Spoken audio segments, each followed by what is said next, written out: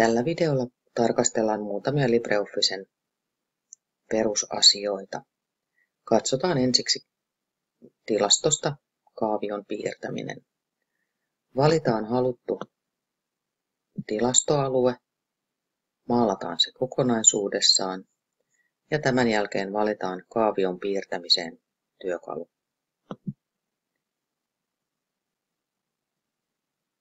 Tämä ohjaa suoraan ohjatun kaavion luontiin, jossa voidaan valinnat tehdä.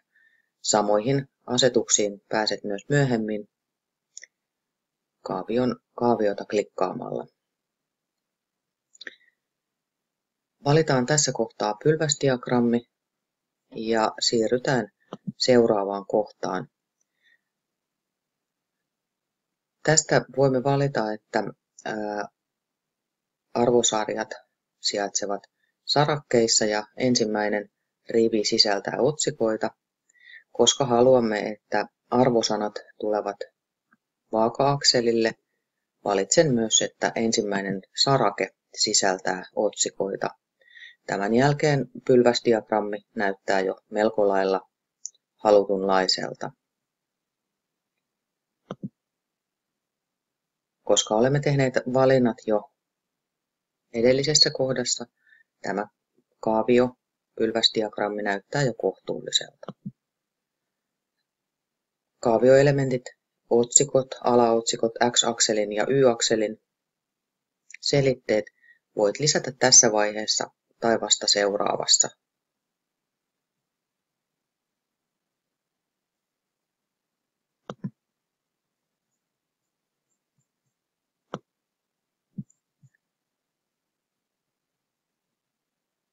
Huomaa, miten voit siirtää piirtämääsi kaaviota valitsemalla kaavion, ja kun kursori muuttuu ristiksi, pystyt siirtämään sitä.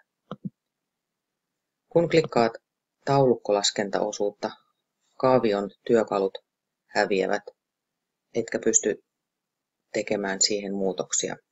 Huomaa erityisesti se, että voit klikata kaaviota kerran, jolloin kaavioalueen kulmiin ilmestyvät vihreät neliöt.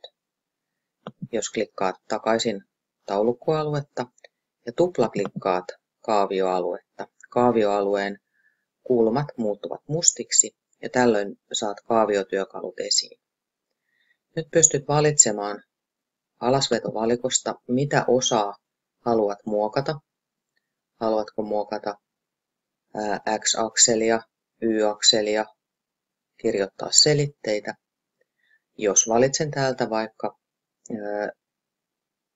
selitteen ja tämän jälkeen tuosta viereistä muotoile valinta, niin nyt pääsen muotoilemaan tuota selitettä, jossa näkyykin nyt nuo vihreät neliöt muokkauksen merkiksi. Nyt en tee siihen muutoksia. Itse asiassa poistan sen koko selitteen sieltä. Mikäli haluan muokata pylväitä, huomaa, että nyt olen muokkaamassa arvosarjaa määrä, koska sen otsikko on määrä. Pääsen tästä työkalusta muotoile valinta, valitsemaan samoja tai käyttämällä hiiren oikeaa painiketta.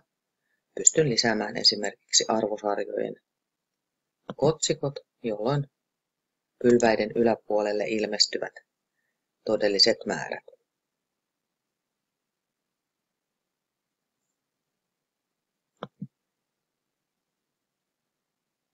Piirretään samasta kaaviosta seuraavaksi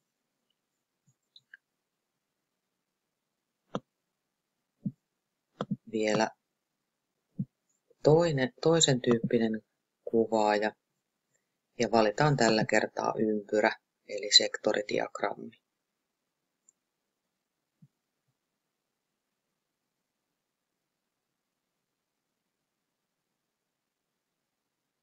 Ja edetään taas ohjatun kaavion luonnin elementein.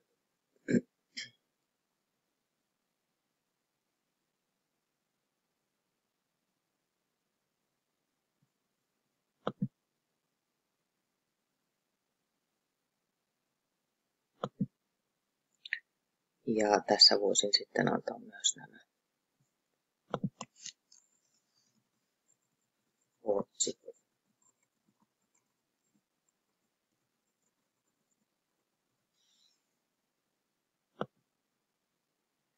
Ja kun kyseessä on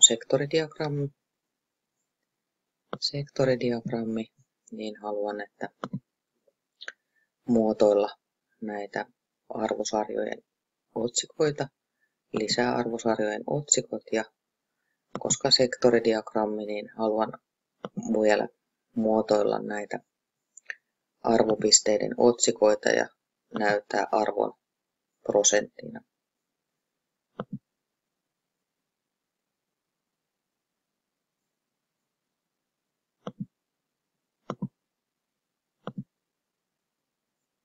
Ja poistetaan vielä tuo arvolukuna, niin näkyy pelkät prosenttiosuudet sitten. Otetaanpa vielä kaikki.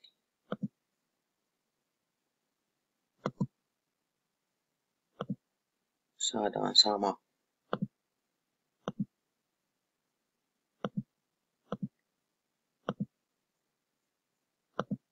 sama muotoilu kaikkiin.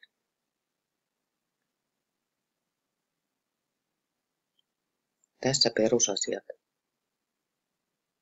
kaavion piirtämisestä. Seuraavaksi katsotaan hieman perusasioita laskennasta. Koska tilastot- ja todennäköisyyskurssilla tarkastellaan frekvenssejä, tarvitsemme tietoa siitä, että miten lasketaan suhteellinen frekvenssi, summafrekvenssi ja suhteellinen summafrekvenssi.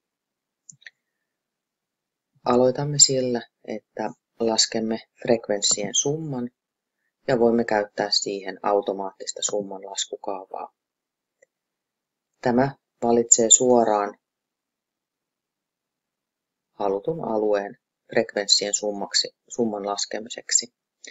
Painamalla Enter saan valittua oikean. Tämän jälkeen lähdemme laskemaan suhteellisia frekvenssejä.